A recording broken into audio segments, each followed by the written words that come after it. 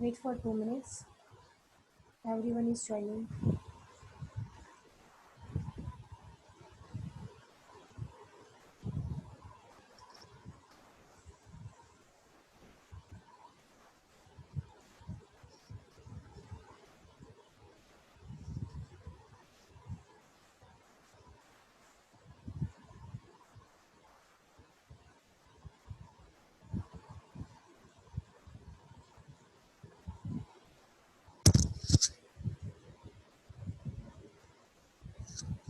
Okay.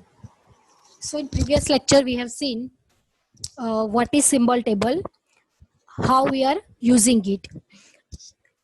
So today we will see external data structures for symbol tables. Now what is the meaning of external data structures for symbol tables? So symbol table આપણે જે data સ્ટ્રક્ચરનો use કરીને store કરીએ છીએ that is known as external data structure. કે જે બી symbol table generate થાય છે એ symbol ટેબલના જે ડેટા છે એ તમે કયા ડેટા સ્ટ્રક્ચરમાં સ્ટોર કરાવો છો? કોઈ એરેમાં સ્ટોર કરાવો છો, કોઈ ટ્રી ફોર્મેટમાં કરાવો છો, કે લિંક લિસ્ટનો યુઝ કરો છો, કે બાઇનરી ટ્રી કે એનો યુઝ કરો છો? કયું data structure? So that is about external data structures for symbol table. Okay, after that here you can see in third line, what is my cursor? Sorry.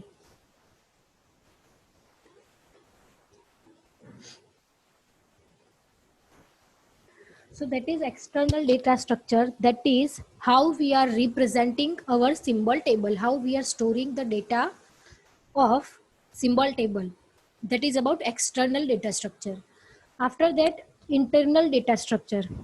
So internal data structure means how the attributes of some variable are stored.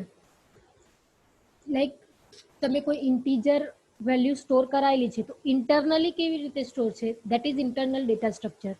But આપણે શું જોવાનું છે કે આપણે જે symbol table generate કરેલું છે, જે ડેટા સ્ટોર કરીએ છીએ એ કેવી રીતે સ્ટોર થાય છે એ જોવાનું છે. So we will study only external data structure. For that, okay, we will see the pros and cons of every data structures. Like, here you can see there are unordered list, second is ordered list, and the third one is hash table. તો તમે અનઓર્ડર્ડ લિસ્ટની અંદર ડેટાને store કરી શકો, કોઈ ordered લિસ્ટનો use કરીને ડેટાને store કરી શકો, and the third one is hash table. આપણે હેશ ટેબલનો યુઝ કરીને પણ ડેટા સ્ટોર કરી શકીએ. મેં જે પ્રેક્ટિકલમાં તમને બતાવેલું છે દેટ ઇઝ અનઓર્ડર્ડ લિસ્ટ. એમાં આપણે અનઓર્ડર્ડ લિસ્ટનો યુઝ કરેલો છે, જેમાં લિંક લિસ્ટથી ડેટા સ્ટોર કરીએ છીએ તે. So there are three types. Now how we have to choose that which type of database or which type of data structure we will use. So that is we have to decide. Okay, here you can see that most of the time why we are using the symbol tables. First is insertion operation and the second one is lookup operation. Okay, તો એક વખત જો data store થઈ જાય પછી તમે એને most of time use શેના માટે કરો છો? લુકઅપ ઓપરેશન માટે, સર્ચ કરવા માટે. સો ડેટા સ્ટ્રક્ચર જે તમે સિમ્બોલ માટે યુઝ સિમ્બોલ ટેબલ માટે યુઝ કરો છો એ એવું હોવું જોઈએ કે જે સર્ચ ટેકનિકમાં ઇફિશિયન્સી ધરાવતું હોય. સર્ચ ટેકનિક્સની અંદર મતલબ કે સર્ચિંગ પ્રોસેસમાં ઇફિશિયન્ટ હોય, જેમ કે એરે. તો એરેમાં તમારે કંઈ સર્ચ કરવું હોય તો તમે ડાયરેક્ટ પોઝિશન ઉપર જઈને એને કોન્સ્ટન્ટ ટાઈમમાં સર્ચ કરી શકો, તમારે આખો એરે સર્ચ કરવાની જરૂર નથી. સો that is the meaning of efficiency of searching process. એટલે આપણે એવું ડેટા સ્ટ્રક્ચર ચૂઝ કરવાનું કે જે લુકઅપ ઓપરેશનમાં ઇફિશિયન્ટ હોય, સર્ચ પ્રોસેસમાં ઇફિશિયન્ટ હોય, કે જલ્દીથી સર્ચ કરીને આપી દે. વાય બિકોઝ સિમ્બોલ ટેબલમાં ઇન્સર્શન ઓપરેશન કરતા મોસ્ટ ઓફ ટાઈમ આપણે એનો યુઝ લુકઅપ માટે વધારે કરીએ છીએ. સો હિયર એ અહીં આ જે સ્લાઇડ છે એમાં એ જ લખેલું છે કે ભાઈ લુકઅપ ઓપરેશનમાં જે બી તમને ઇફિશિયન્સી વધારે આપે તમે એવા ડેટા સ્ટ્રક્ચરનો યુઝ કરો. આફ્ટર દેટ અહીંયા 3 ટાઈપના ડેટા સ્ટ્રક્ચર આપેલા છે. હવે આપણે જોઈશું કે દરેક ડેટા સ્ટ્રક્ચરના પ્રોસ એન્ડ કોન્સ કયા કયા છે એન્ડ એમાં આપણે ડેટાને સ્ટોર કેવી રીતે કરીએ છીએ. So now the first one is unordered list. Okay, તો આમાં આપેલું આ જે સ્લાઇડ છે એમાં લખેલું છે કે તમારે સર્ચિંગ પ્રોસેસમાં ટાઈમ કોમ્પ્લેક્સિટી કેટલી થશે. બટ એ જોતા પહેલા આપણે એનું એક્ઝામ્પલ જોઈએ, પછી તમને એક ટાઈમ કોમ્પ્લેક્સિટી હું સમજાવું. બરાબર?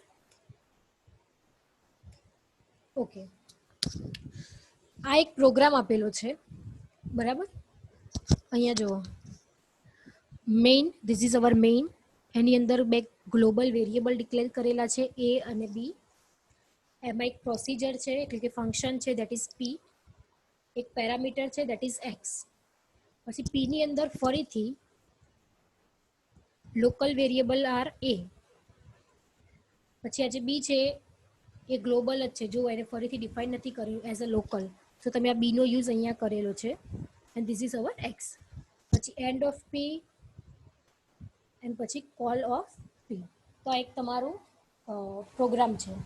હવે આના ઉપરથી અનઓર્ડર્ડ લિસ્ટનો યુઝ કરીને સિમ્બોલ ટેબલ જનરેટ કરેલું છે.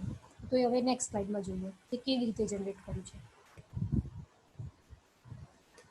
ઓકે, તો આ સિમ્બોલ ટેબલમાં એ લોકોએ જુઓ કેટલા કોલમ્સ લીધેલી છે. તો first column is characters. Characters means તમે અહીંયા નેમ બી લખી શકો કે જેટલા બી તમે સિમ્બોલનો યુઝ કરો છો એના નેમ્સ, અહીંયા નેમ્સ પણ લખી શકાય, એ લોકોએ કેરેક્ટર્સ લખેલું છે. પછી એ જે વેરિયેબલ્સ છે કે ફંક્શન છે એનો ક્લાસ કયો, એનો સ્કોપ શું છે, લોકલ છે કે ગ્લોબલ છે, એ કઈ જગ્યાએ ડિક્લેર કરેલા છે. સો અહીંયા છે એ કઈ જગ્યાએ ડિક્લેરેશન છે એની લાઈન આપેલી છે.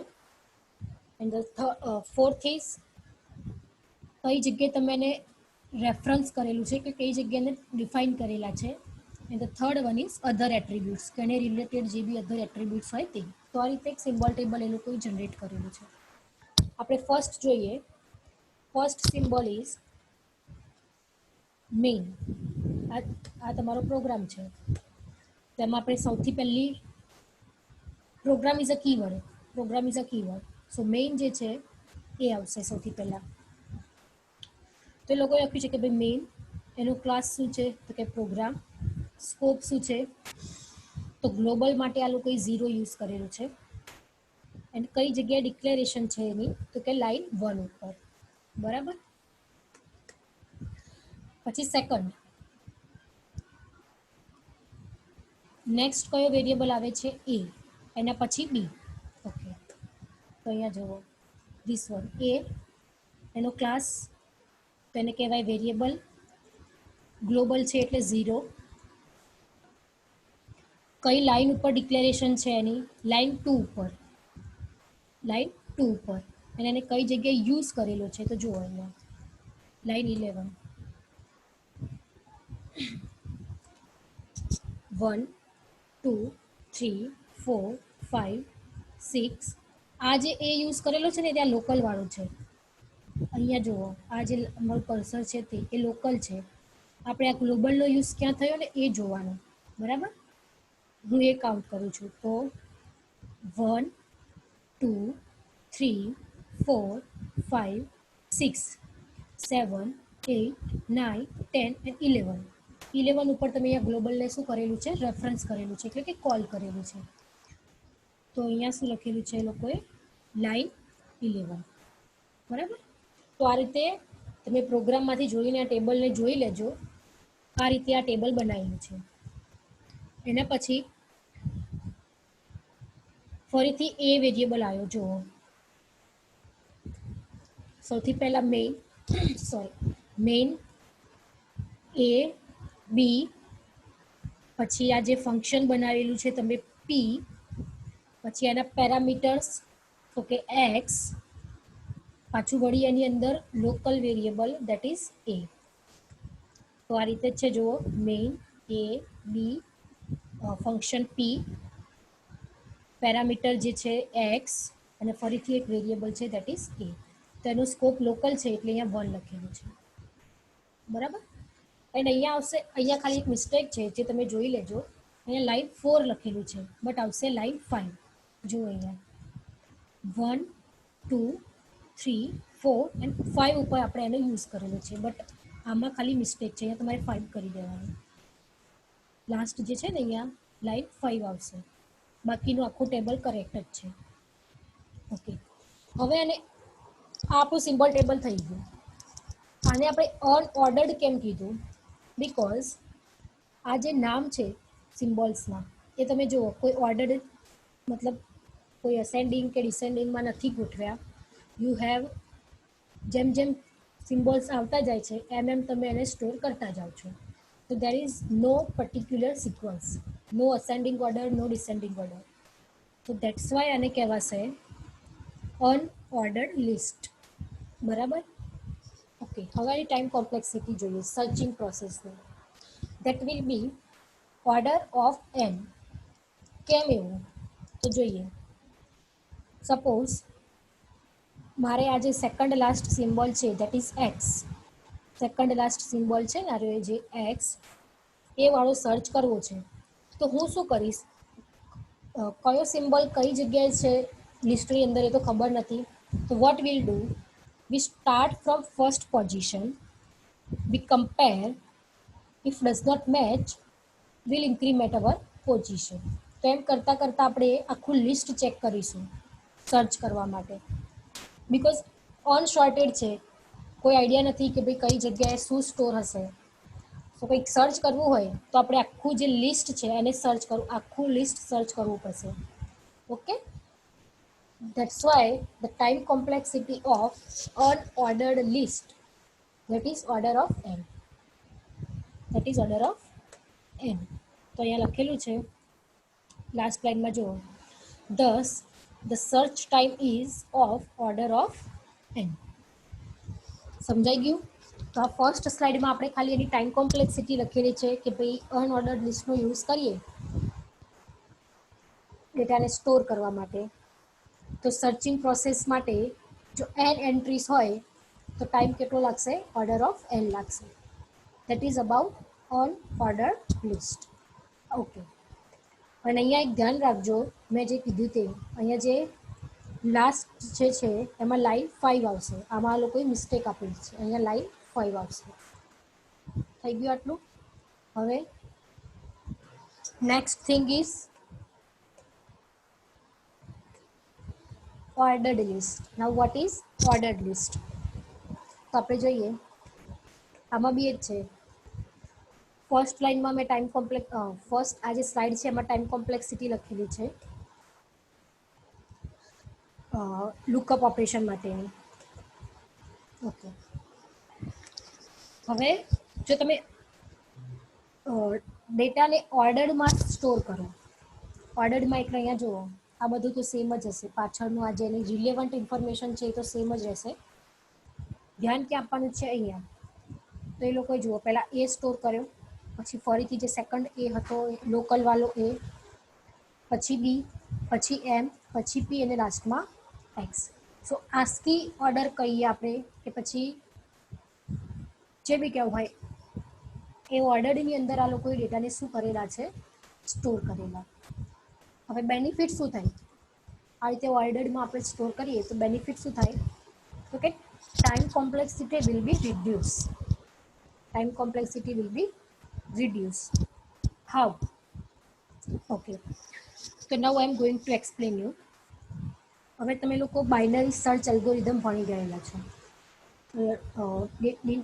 ડેટા સ્ટ્રક્ચરમાં બી ભણ્યા હશો, ડિઝાઇન એન્ડ એનાલિસિસ ઓફ એલ્ગોરિધમમાં બી ભણ્યા હશો.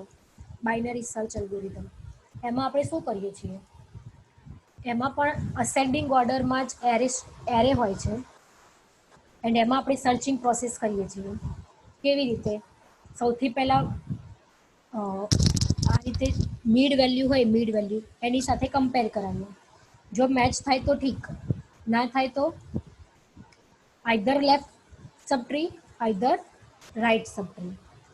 તો આ રીતે બાઇનરી સર્ચ આપણે કરીએ છીએ. બાઇનરી સર્ચ શું છે એ હું તમને નથી સમજાવતી, કારણ કે તમે ડેટા સ્ટ્રક્ચરમાં અને ડામાં બંને વાર ભણી ચૂકેલા હશે. So you very well know what is binary search. કે પહેલાં મિડ સાથે કમ્પેર કરવાનું. જો ના થાય અને વેલ્યુ મિડ કરતાં ગ્રેટર હોય તો રાઈટ સબટ્રીમાં ચેક કરવાનું. વેલ્યુ મિડ કરતાં લેસ દેન હોય તો લેફ્ટ સબટ્રીમાં ચેક કરવાનું.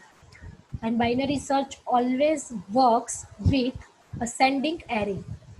ascending array in the same way આપણી જોડે અહીંયા જે લિસ્ટ છે એ બી શોર્ટેડ જ છે, તો આપણે એમાં બાઇનરી સર્ચ એલ્ગોરિધમ કરી શકીએ કે નહીં? Yes, obviously. તો સપોઝ મારે કોઈ ટી નામનો વેરિયેબલ સર્ચ કરવો છે, ટી નામનો. હું શું કરીશ? સૌથી પહેલાં મિડ વેલ્યુ સાથે એને ચેક કરાવીશ. સપોઝ મિડ છે આ બી. મેચ થયું? ના થયું. હવે ટી જે છે એ આપણા બી કરતાં ગ્રેટર દેન છે, તો હવે એને રાઇટમાં જોવાનું. એને શેમાં જોવાનું? રાઇટમાં જોવાનું. સો આ રીતે બાઇનરી સર્ચ જો આપણે લગાવીએ તો બાઇનરી સર્ચની કોમ્પ્લેક્સિટી log n છે, that is less than n. That is less than n. So that's why if we are using shorted list, we can reduce the time complexity. Okay? તો એ જ વસ્તુ અહીંયા લખેલી છે, એક વખત જોઈ લો. With an ordered array, a binary search could be done in log n time. In log n time. પછી શું લખેલું છે? But the enter operation, એટલે કે insert operation, will take more time since elements have to be moved. હવે આનો શું meaning થાય? સપોઝ મારે કોઈ નવો વેરિયેબલ ઇન્સર્ટ કરવો છે એરેની અંદર, તો એ હું ઇન્સર્ટ લાસ્ટમાં તો કરી નહીં શકું. અનસોર્ટેડ હોત તો હું એને લાસ્ટમાં ઇન્સર્ટ કરી નાખું. બટ આપણે એવા કોઈ નવો ડેટા ઇન્સર્ટ કરવો હોય તો એને વચ્ચે ક્યાંક શોર્ટેડ છે. ચલો હવે આ છે આપણી જોડે આ લિસ્ટ છે, બરાબર. હવે મારે આમાં જો સી એન્ટર કરવો હોય તો હું લાસ્ટમાં તો એન્ટર કરી ના શકું. મારે એને ક્યાં? અહીંયા મિડમાં જ કરવો પડશે. બી પછી અહીંયા મિડમાં એન્ટર કરવો પડશે. what I have to do, I have to move all the elements. એની પાછળના જેટલા બી એલિમેન્ટ્સ હતા એને એક એક પોઝિશન મારે શું કરવા પડશે? શિફ્ટ કરવા પડશે. સો ઇન્સર્ટ કરવા માટેની કોમ્પ્લેક્સિટી log n કરતાં શું થઈ જશે? વધી જશે. Because we have to move all the elements. We have to move all the elements. તો તમારી ફર્સ્ટ સ્લાઇડમાં અહીંયા જે લખેલું છે એ જ લખેલું છે કે ભાઈ સર્ચમાં ભલે log n ટાઈમ થાય, બટ ઇન્સર્ટમાં વધારે ટાઈમ જશે. કેમ? એ મેં આમાં સમજાવી દીધું, બરાબર. કારણ કે પાછળના બધા એલિમેન્ટ્સને શું કરવા પડે? મૂવ કરવા પડે. આફ્ટર દેટ પછી શું કીધું છે? સેમ ફોર ઇન્સર્ટ ઓપરેશન જ વાત છે. એરોનો યુઝ કરો છો, એરેનો, તો ઓબ્વિયસ છે કે તમારે પાછળના એલિમેન્ટ્સને મૂવ કરવા પડશે ઇન્સર્ટ કરવા માટે. But in the same way, if you are using link list, એરેની જગ્યાએ લિંક લિસ્ટનો યુઝ કરીએ ઇન્સર્ટ કરવા માટે, તો આપણે કોઈને બી મૂવ કરવા પડે નહીં. ખાલી બે જે પોઇન્ટર હોય એને એડજસ્ટ કરી દેવાના વચ્ચે. So that is the thing.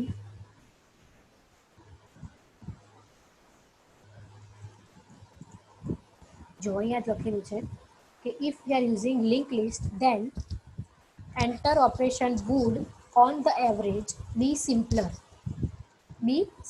Insert કરવાનું સિમ્પલ થઈ જશે જો આપણે લિંક લિસ્ટનો યુઝ કરીએ તો. Because only pointers need to be change. કારણ કે આપણે ખાલી વચ્ચેના જે પોઇન્ટર હોય એને જ ચેન્જ કરવાના, બધા એલિમેન્ટ્સને મૂવ કરવાની જરૂર હોતી નથી. તો બસ આ જ લખેલું છે આની અંદર. કે ભાઈ શોર્ટેડ એરેનો યુઝ કરીએ તો બાઇનરી સર્ચનો યુઝ થાય સર્ચિંગ પ્રોસેસ માટે. જો બાઇનરી સર્ચ યુઝ કરો તો ટાઈમ શું થશે? લોગેન ટાઈમ. ઓકે. પછી જો કંઈ ઇન્સર્ટ કરવું હોય તો વચ્ચે જ ક્યાંક ઇન્સર્ટ કરવું પડશે, તો પાછળના બધા એલિમેન્ટ્સને શું કરવા પડશે? મૂવ કરવા પડશે, કે તમારી ઇન્સર્ટ માટેની કોમ્પ્લેક્સિટી શું થઈ જાય? વધી જાય. ઓકે. પછી ડેટા તો શોર્ટેડમાં જ રાખો, બટ એરેની જગ્યાએ લિંક લિસ્ટનો યુઝ કરો. તો બેનિફિટ શું થશે? ઇન્સર્ટ વખતે ડેટાને એક એક પોઝિશન શિફ્ટ નહીં કરવા પડે તમારે. તમે વચ્ચેના જે પોઇન્ટર્સ છે એને એડજસ્ટ કરી દેશો તો તમારો નોડ જે છે એ વચ્ચે શું થઈ જશે? ઇન્સર્ટ થઈ જશે. તો આ જ વસ્તુ અહીંયા લખેલી છે આ સાઈડમાં. પછી એક્ઝામ્પલ આપેલું છે કે આ રીતે શોર્ટમાં ડેટા સ્ટોર કરેલા છે. After that last one, that is hash table. હવે હેશ ટેબલ કેવી રીતે કામ કરે છે પહેલાં એ જોઈએ, પછી એના બેનિફિટ્સ જોઈએ કે બેન બરાબર. તો આમાં લોકોએ શું કર્યું? આપણો જે આઈડેન્ટિફાયર હોય, આઈડેન્ટિફાયર આ રીતે આપણી જોડે આ રીતે છે. હેશ ટેબલની અંદર ઇન્ડેક્સ કી કહી દો. તો હેશ ટેબલ છે કે આપણે કી કહીએ તો કીઝ છે 0, 1, 2, 3 આ રીતે 10 સુધી કીઝ છે. બરાબર. ઓકે. હવે મેઇન જે છે મેઇન એને આપણે અહીંયા અટેચ કેમ કર્યું? કીને અહીંયા અટેચ કેમ કર્યું એ આપણે જોવાનું. તો આ લોકો શું કહે છે જુઓ કે આપણે સૌથી પહેલાં જે સિમ્બોલ્સ હોય એની હેશ વેલ્યુ ફાઇન્ડ કરવાની. ઓકે. કેવી રીતે ફાઇન્ડ કરવાની? તો કે આસ્કી વેલ્યુ હેશની જગ્યાએ અહીંયા આસ્કી સમજી લો. ASCII value of first letter plus ASCII value of last letter mod 11. Okay. તો આમાં શું કરી શકીએ આપણે? ASCII value of capital M plus ASCII value of small n. તમે કાઉન્ટ કરવું હોય તો કરી જોજો. બરાબર. મોડ 11. મોડ 11 તો તમને આન્સર મળશે દેટ ઇઝ 0. That is 0. એટલા માટે 0 ઇન્ડેક્સ ઉપર આપણે આ મેઇન વાળો જે રેકોર્ડ છે એ શું કરેલો છે? સ્ટોર કરેલો છે. Same way for P, capital P. તો ASCII value of capital P plus આમાં કોઈ લાસ્ટ લેટર નથી એટલે again ASCII value of capital P mod 11. Counting કરવું હોય તો તમે કરી જોજો. સો આન્સર આવશે તમારો 6. એટલા માટે આપણે 6ની ઉપર P વાળો રેકોર્ડ સ્ટોર કરેલો. એ જ રીતે તમે સ્મોલ a માટે ચેક કરજો, સ્મોલ x માટે ચેક કરજો. તો મોડ તમને મળશે 9. એ માટે મળશે મોડ 7. ઓકે. આફ્ટર ધેટ અહીંયા શું કરેલું છે જુઓ, આ લોકોએ હેશ ચેઇનનો યુઝ કરેલો છે. હેશ ચેઇન પણ તમને કદાચ ક્રિપ્ટોગ્રાફીમાં આવી ગયું હશે તો આઈડિયા હશે જ કે એ સિમ્બોલ જે ગ્લોબલ છે અને એ સિમ્બોલ જે લોકલ છે બંનેની હેશ વેલ્યુ તો સેમ જ આવશે. એટલે એ લોકોએ શું કરેલું છે? ચેઇન બનાવી છે. બીકોઝ બંનેની હેશ વેલ્યુ શું છે? Same. Same way for small x and for small p બંનેની હેશ વેલ્યુ સેમ આવતી હશે એટલે આ લોકોએ બંનેને ચેઇનની અંદર અરેન્જ કરેલા છે. સો that is hash chaining. Hash chaining. Okay. નવ સર્ચ પ્રોસેસમાં બેનિફિટ શું થશે? કેવી રીતે બેનિફિટ થશે? સપોઝ હું સર્ચ કરું છું વેરિયેબલ પી. મારે વેરિયેબલ પીને આ લિસ્ટની અંદર હેશ ટેબલમાં સર્ચ કરવો છે. હું શું કરીશ? પી માટેની હેશ વેલ્યુ કાઉન્ટ કરીશ. પી માટેની હેશ વેલ્યુ જે થતી હશે એ હું કાઉન્ટ કરીશ. મારી જોડે હેશ ફંક્શન હશે જ. કાઉન્ટ કરીશ એટલે મને ડાયરેક્ટલી શું મળી જશે? 6 ઇન્ડેક્સ મળી જશે. તો મારે આખું લિસ્ટ ફાઇન્ડ કરવાની કે કોઈ બાઇનરી સર્ચ એલ્ગોરિધમ યુઝ કરવાની કોઈ જ જરૂર નથી. મને ડાયરેક્ટલી શું મળી જશે? Index 6. So that will take order of 1 constant time. Order of 1 એટલે કે constant time. Because આમાં હું linear search પણ નથી કરતી, ના હું આમાં બાઇનરી સર્ચ કરું છું. ડાયરેક્ટલી મને ઇન્ડેક્સ તો મળી જ જશે અને એ ઇન્ડેક્સ ઉપર જઈને હું જોઈ લઈશ કે ભાઈ પી અવેલેબલ છે કે નહીં. સો that is the benefit of using hash table. That is the benefit of using hash table. અને આ જે hash value છે એ તમે આમાં ચેક કરી જોજો. It will give you the correct answer. બરાબર, મેં ચેક કરેલું છે એટલે જ તમને કહું છું. It will give you the correct answer. Okay, આ તો બધી જસ્ટ એક્સપ્લેનેશન આપેલી છે કે તમે કેવી રીતે ટેબલ જનરેટ કરો છો. ઓકે, હવે આમાં જુઓ શું લખ્યું છે કે if the hash function distributes the name uniformly, then hashing is very efficient, order of n time, order of 1 time.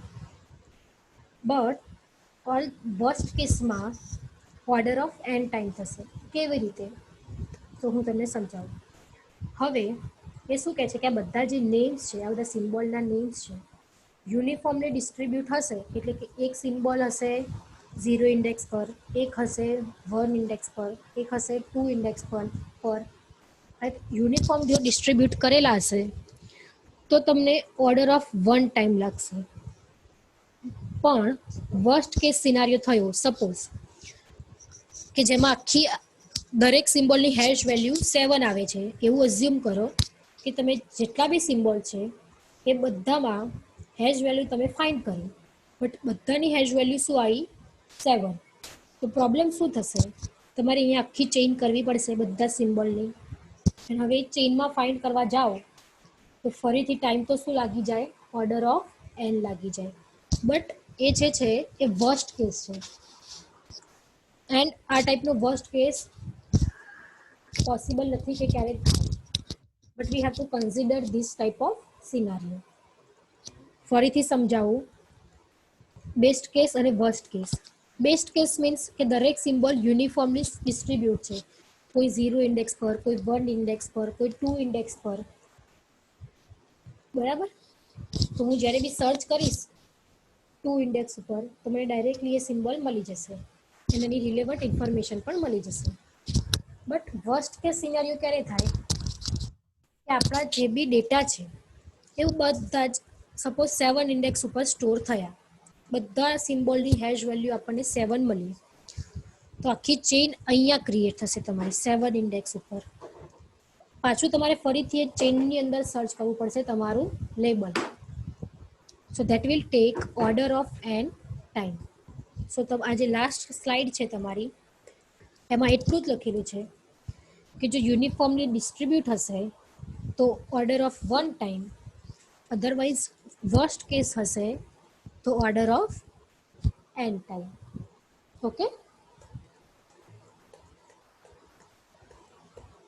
અને આ જે મેં પીપીટી બનાવેલી છે, this is the easiest one. જે બી ડેટા છે ઇઝીએસ્ટ ડેટા છે. બાકી તમે કોઈ બી જગ્યાએ કે કોઈ બુકમાં કે બીજી ઓનલાઈન કોઈ બી પીપીટી કે મટીરિયલ પ્રિફર કરશો, you will be confuse totally. સૌથી ઇઝીમાં ઇઝી મટીરિયલ બનાવવાનો મેં ટ્રાય કરેલું છે કે જેમાં તમને શોર્ટમાં અને સારું સમજાઈ જાય વિથ એક્ઝામ્પલ. તો let's just revise everything. External data structures for symbol table. How we are storing our symbol table data, that is external data structure. After that, every data structure has pros and cons. જે આપણે જોઈ લીધું કે દરેકમાં time complexity અલગ અલગ હતી, દરેકના સિનારીઓ અલગ અલગ હતા એ રીતે. After that, which data structure we have to prefer. So for symbol table we are doing insert operation and we are doing lookup operation, but the lookup operation is more instead of insert operation. આપણે જે search process કરીએ છીએ વધારે કરીએ છીએ. So that's why we have to choose that type of data structure that gives us search efficiency કે જેમાં searching process ઓછામાં ઓછો ટાઈમ લેતું હોય, તો આપણે એ ટાઈપનું ડેટા સ્ટ્રક્ચર ચૂઝ કરવાનું. પછી આપણે સ્ટાર્ટ કરેલું અનઓર્ડર્ડ લિસ્ટથી. તો અનઓર્ડર્ડ લિસ્ટ હોય તેમાં આપણા જે સિમ્બોલ્સ છે એ પર્ટિક્યુલર કોઈ સિક્વન્સમાં સ્ટોર નથી. તેમાં જો મારે કોઈ વસ્તુ કોઈ લેબલ સર્ચ કરવું હશે તો મારે લિનિયર સર્ચ કરવું પડશે, and linear search takes order of n time. So that is about unordered list. Next thing is ordered list. We have arranged our symbols according to the characters. હવે sorted હોય તો obviously we can use binary search algorithm, and binary search algorithm takes log n time. And if we want to insert something in the sorted list, then it will take more time. Why? Because we cannot attach it at the last. We have to store that data in between something. આમાંથી કોઈની વચ્ચે જ ડેટાને store કરવો પડે, તો પાછળના બધા ડેટાને શું કરવા પડશે? એક એક ઇન્ડેક્સ મૂવ કરવા પડશે. સો ઇન્સર્ટ ઓપરેશન વધારે ટાઈમ લેશે. આફ્ટર દેટ હેશ ટેબલમાં ડેટાને કેવી રીતે સ્ટોર કરવાના? આપણી જોડે આ રીતે ઇન્ડેક્સ હશે, બટ કઈ ઇન્ડેક્સ ઉપર ડેટા સ્ટોર કરવો, તો એના માટે આપણે અહીંયા હેશ ફંક્શન લગાવવાનું કે ASCII of first letter plus ASCII of last letter mod 11. પછી જે મોડનો આન્સર આવશે એ જગ્યાએ આપણા ડેટાને શું કરી દેવાના? સ્ટોર. હવે let's talk about its complexity. જો ડેટા યુનિફોર્મલી ડિસ્ટ્રીબ્યુટ હોય, it will take order of 1 time.